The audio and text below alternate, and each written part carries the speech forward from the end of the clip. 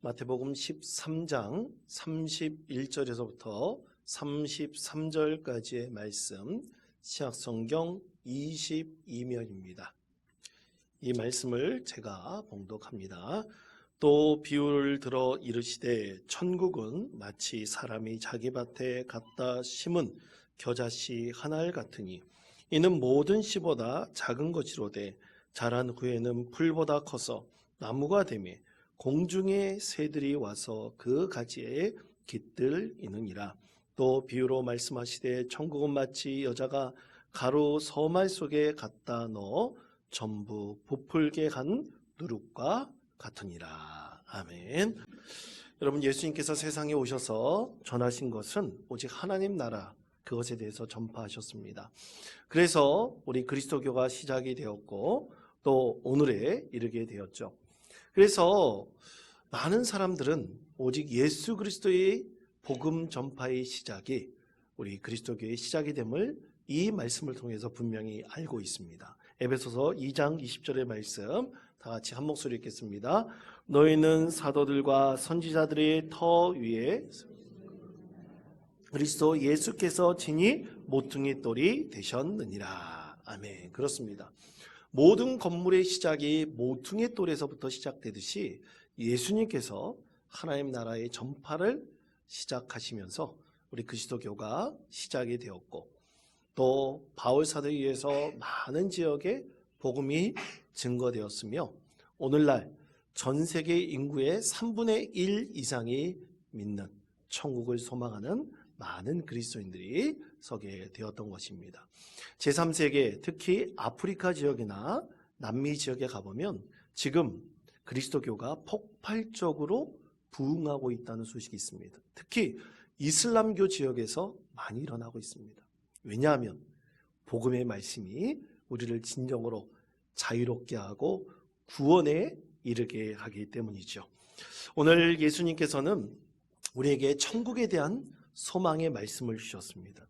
이 말씀은 천국에 대한 소망이 어떻게 펼쳐질지, 그렇게 펼쳐져서 오늘날 3분의 1 이상의 많은 세계인이 예수님을 믿음으로 고백하고 있듯이 또 제3세계 지역, 이슬람권 지역에서도 성령의 은혜가 충만하여서 복음이 확산되고 있듯이 우리 예수님께서는 천국에 대한 소망을 우리에게 이 말씀을 통해서 전해주셨습니다. 그러므로 천국에 대한 소망을 우리에게 말씀하실 때 천국은 이와 같은 것입니다 라고 오늘 말씀을 통해서 우리에게 전하셨죠. 자, 그러면 천국은 과연 어떤 것일까요? 자, 오늘 우리에게 이렇게 말씀하십니다. 마태복음 13장 31절 32절 말씀을 다시 한번 한 목소리로 읽겠습니다. 또 비유를 들어 이르시되 자기 밭에 갖다 심은 겨자씨 한 알 같으니 이는 모든 씨보다 작은 것이로되 자란 후에는 풀보다 커서 나무가 되매 공중의 새들이 와서 그 가지에 깃들이느니라. 아멘. 그렇습니다. 예수님께서는 겨자씨 한 알과 같이 작은 것이 심겨서 그것이 풀보다 더 크게 자라고 또 큰 나무가 되어서 수많은 새들이 쉴 수 있는 것처럼 천국에 대한 소망은 이렇게 자라난다고 말씀하셨습니다. 수많은 사람들의 심령 가운데 심기는 것도 중요하지만 오직 한 사람의 심령 가운데 심겨서 그것이 자라나 많은 사람들의 소망이 되는 것입니다. 이것은 수천 년 전에서부터 그랬고 지금 이 세상을 살아가는 모든 그리스도인의 삶의 자리 가운데서도 분명히 그대로 증명되고 있습니다. 앞으로 우리의 삶의 자리에서 분명히 이렇게 증명되어질 것입니다. 말씀을 준비하다가 예전에 섬겼던 교회에서 만났던 한 위암 환자의 구원의 이야기가 다시 한번 생각됐습니다. 이 위암 말기 이 한 성도에게 제가 복음을 전했는데요. 이 성도의 자녀 아드님 되신 분이 제가 맡았던 교구의 집사님이셨습니다. 부부가 집사님이셨어요. 근데 이 성도는 수십 년 동안 예수의 예자만 들어도 무지무지 싫어했습니다. 특히 자기 아들이 사실은 예수를 믿지 않았는데 예수 믿는 사람을 사귀어서 그 며느리가 이제 예수 믿는 사람이었던 것이죠. 그래서 자기 아들도 예수 믿는 것, 그분이 직접 표현한 것 중에 하나가 전염됐다고 얘기를 했습니다. 그렇게 전염되는 거 되게 싫어했어요. 왜냐하면 이 아들이 굉장히 아버지에게 순종적이었거든요. 그런데 예수 믿으면 여러분 주말에 어디 가야 됩니까? 교회 가야 되죠. 그러니까 교회 가면 이 주말마다 아들 보는 재미가 있는데 이것을 못할까 봐 굉장히 싫어했습니다. 그럼에도 불구하고 아들 내외가 열심히 부모님을 섬기고 또 아드님은 사업을 하는데도 불구하고 아버지가 부르면 늑달같이 달려가서 아버지가 원하는 대로 다 해드리고 군말하지 않고 아버지를 그렇게 섬겼습니다. 그랬더니 인정을 받기 시작을 했어요. 그런데 한 20년이 지나고 난 다음에 이 아버지가 위암 말기 판정을 받은 것입니다. 그래서 아들 되신 집사님께서 저에게 목사님, 제 아버지가 병원에 가보니 한 6개월 정도밖에 살지 못한다고 합니다. 이제 세상 떠날 날이 얼마 남지 않았습니다. 그런데 우리 아버지에게 반드시 복음을 전해줬으면 좋겠습니다. 목사님 가셔서 예배 드려주시고 꼭 복음을 증거해 주시기를 바랍니다. 그래서 제가 부탁받자마자 곧바로 그 집사님 내외와 함께 안양에서 오산까지 갔습니다. 오산에 가서 그분을 만나서 예배를 드리는데 아멘 하시더라고요. 그런데 그 아드님이 돌아오면서도 굉장히 기뻐했던 것이 자기 아버지가 목사님 모시고 예배 드린다는 것 자체는 기적과 같은 일이라고 그러시더라고요. 그러면서 제가 그날 예배 드리러 갈 때 복음을 전하면서 새가족부의 한 교사이신 권사님을 모시고 갔습니다.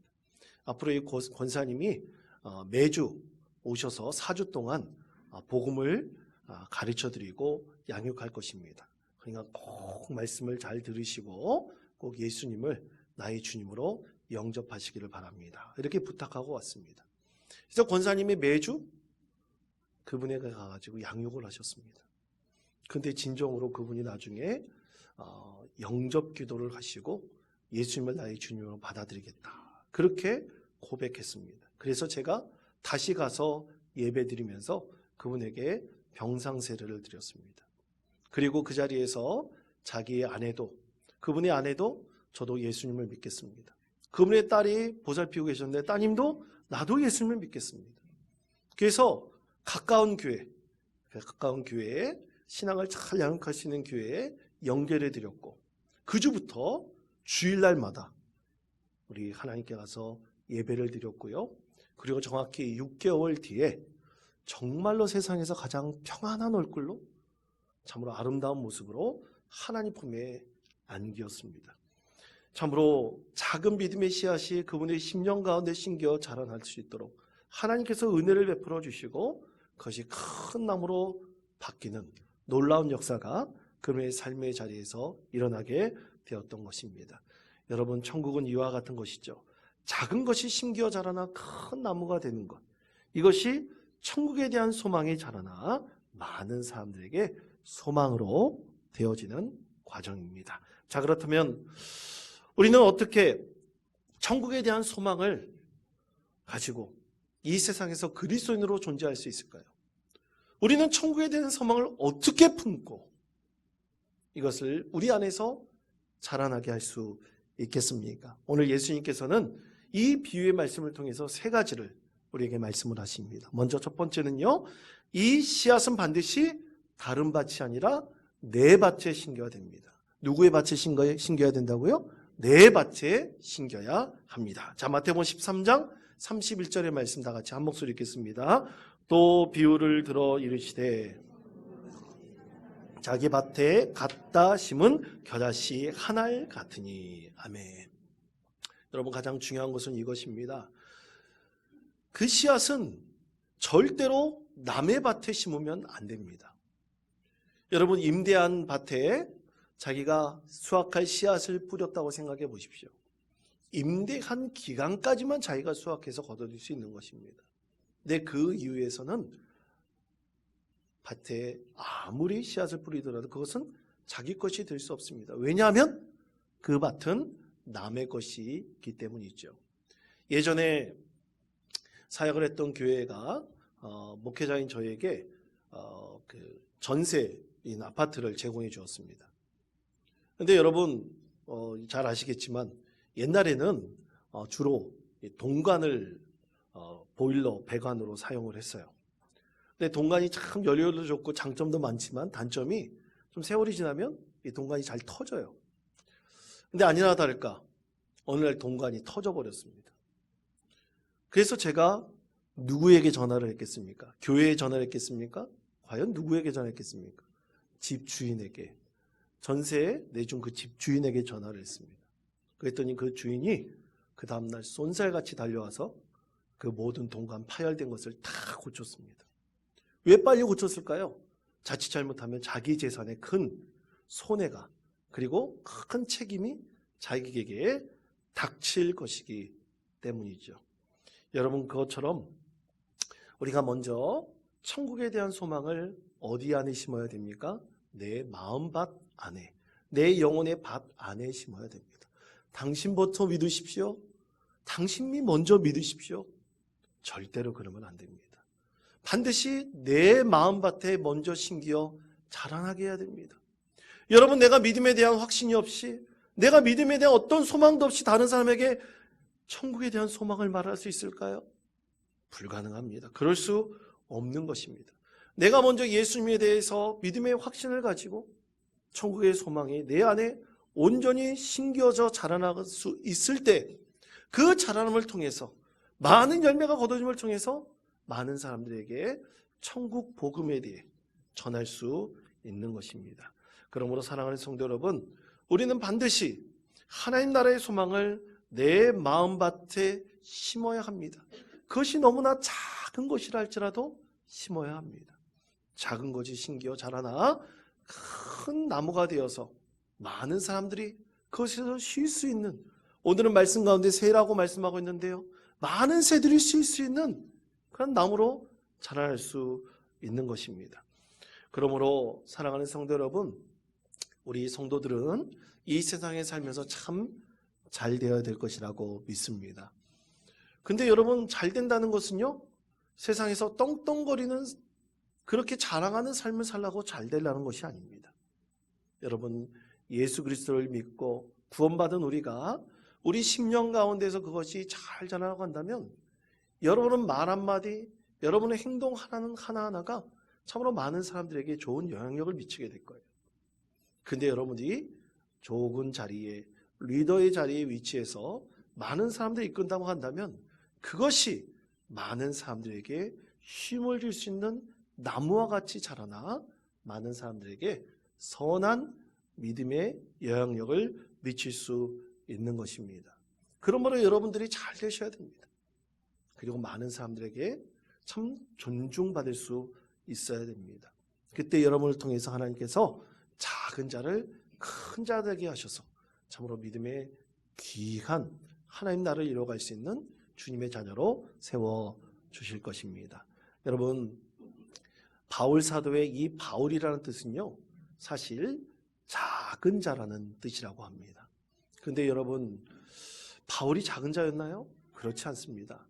바울은 당대의 최고의 랍비였던 가말리아의 제자였고, 그리고 유대인들 중에서 몇 되지 않는 로마의 시민권자였어요. 얼마나 세상적으로 큰 자였습니까? 참 부러워할 만한 위치에 있던 사람이죠. 그러나 그는 스스로 예수를 믿고 가장 작은 자가 되었습니다.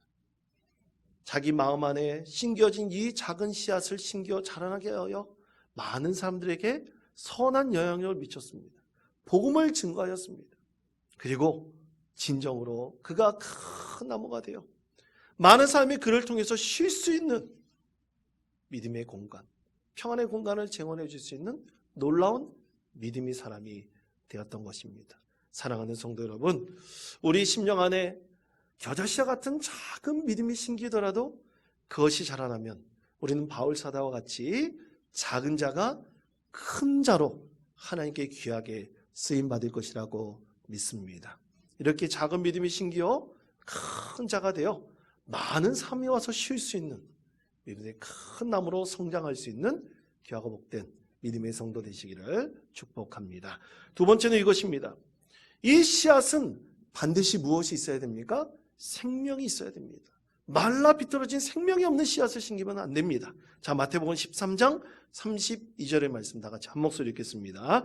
이는 모든 씨보다 작은 것이로되 서 나무가 되매 공중의 새들이 와서 그 가지에 깃들이느니라. 아멘. 그렇습니다.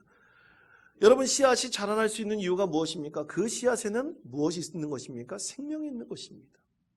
생명이 없는 것을 심는다면 절대로 자라날 수 없는 것이 바로 믿음의 법칙입니다. 여러분, 그렇다면 한번 우리의 삶의 자리를 한번 돌아와 봅시다. 우리는 과연 내가 이 세상에 살면서 저자씨 하나 같은 작은 믿음의 씨앗을 심기를 원하십니까?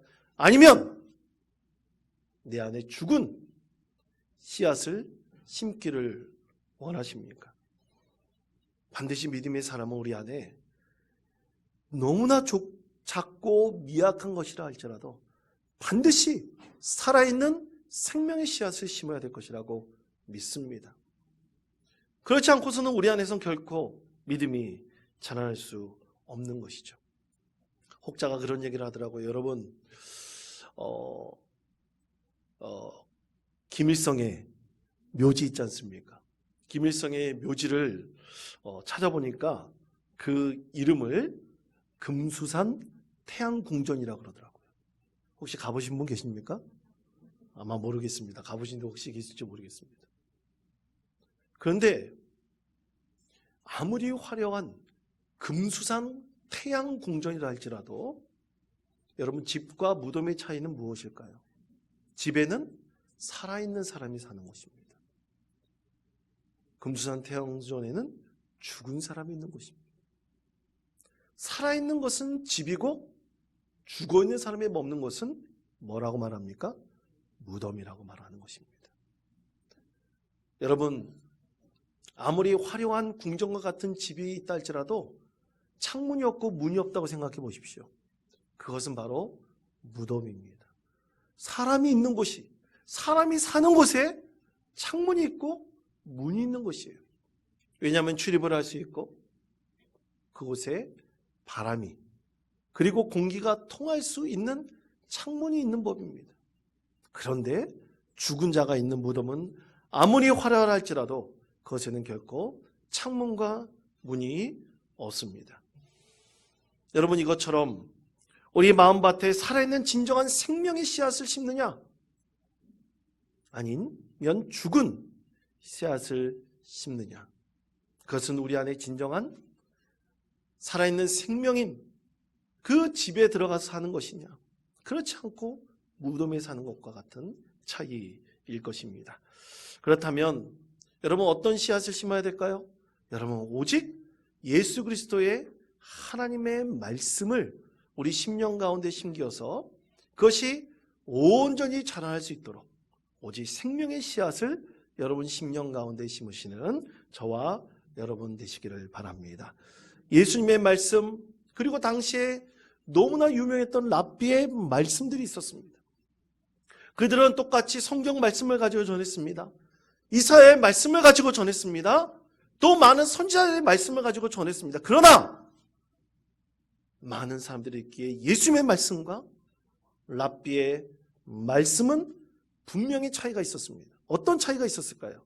마태복음 13장 53절 54절에 이렇게 말씀합니다. 다 같이 한 목소리 읽겠습니다.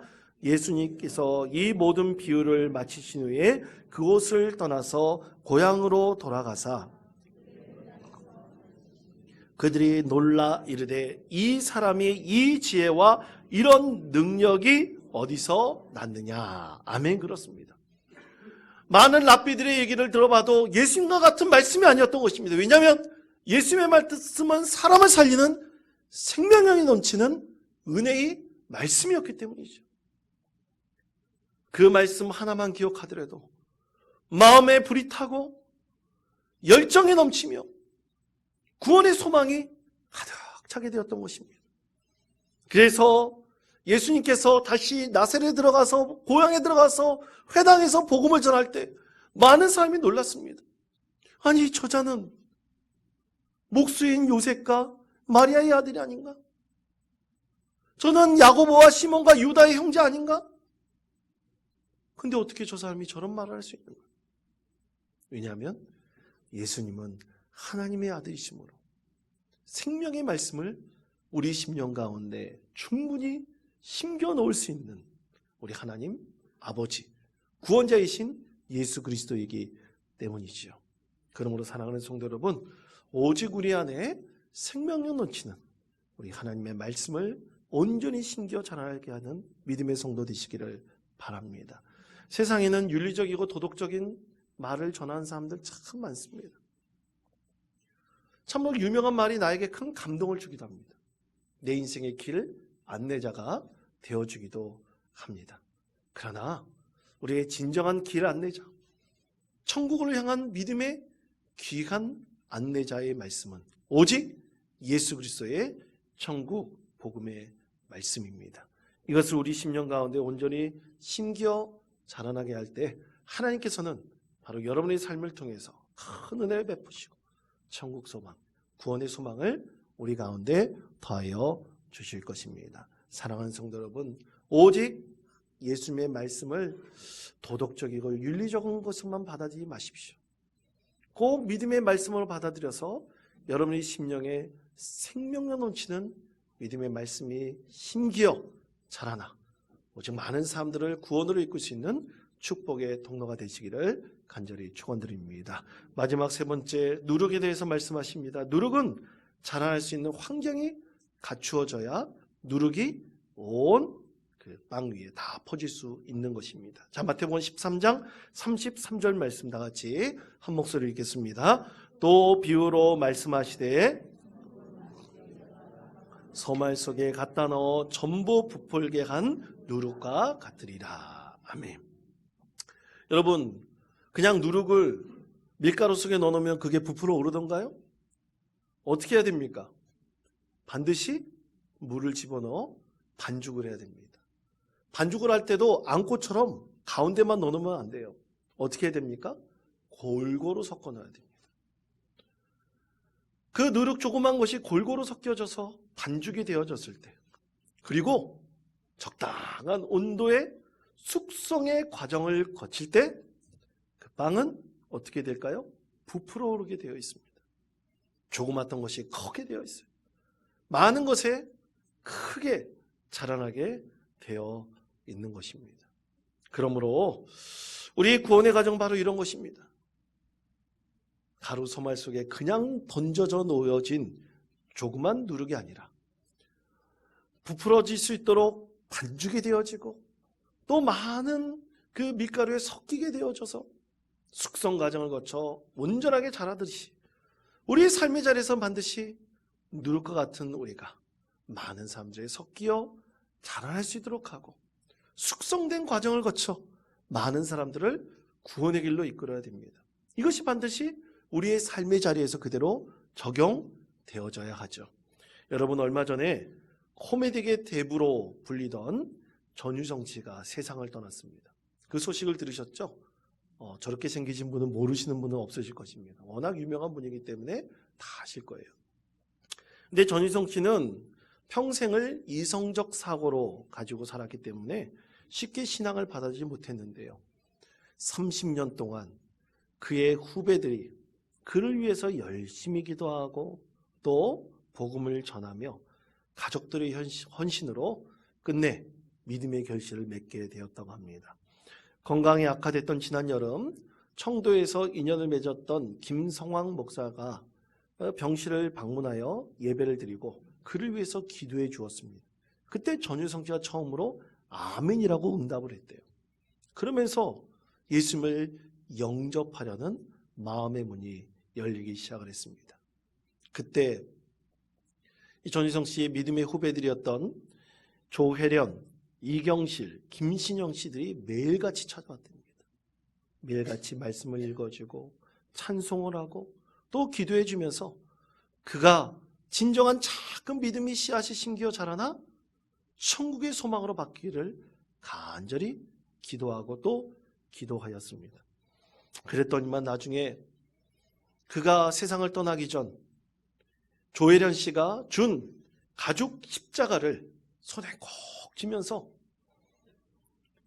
마지막 그 가는 길에 성경 말씀을 읽으며 찬송을 들었습니다. 그러면서 그가 처음으로 하나님께 이렇게 기도했습니다. 하나님, 우리 딸을 잘 부탁드립니다. 하나님 존재를 왜 이제서 알게 되었는지 너무 후회가 됩니다. 그러면서 마지막 눈을 감으며 진정으로 하나님께 회개 기도를 드렸습니다. 그러면서 마지막 한마디 유언이 하나님을 믿으십시오. 많은 사람들에게 이 유언의 말을 남기고 하나님 품에 돌아갔다고 합니다. 고인의 유언처럼 전유성 씨의 딸 전재비 씨는 이제부터 아버지의 말씀처럼 예수님을 믿겠다고 그렇게 고백을 했고요. 모든 장례 절차로 다 그리스도교식으로 다 마치게 되었다고 합니다. 많은 신앙의 후배들이 절대 포기하지 않고 그를 위해서 기도하고 애썼던 그 모든 수고가 한 영혼의 구원을 이루는 놀라운 믿음의 열매로 나타나게 되었고요.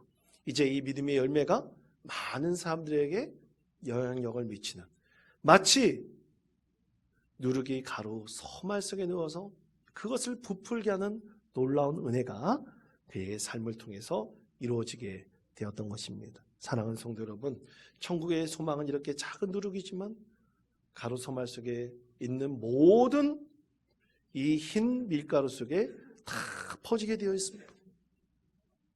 그것을 바로 우리 예수님께서 오늘 우리에게 가르치시고 구원의 소망이 우리 가운데 있기를 간절히 원하십니다. 그러므로 사랑하는 성도 여러분, 천국의 소망이 다른 사람의 밭이 아니라 진정은 나의 이 믿음의 밭에, 이 마음 밭에 꼭 심겨놓으시고 그것을 잘 자라게 하여 많은 사람들에게 선한 영향력을 미칠 수 있는 믿음의 성도 되시기를 축복합니다.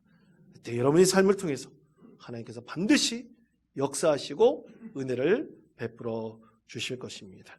많은 사람들의 구원의 끈은 진정한 축복의 통로가 되어 하나님께 영광 올려드릴 수 있는 우리 원통교회 모든 성도 되시기를 간절히 축원드립니다.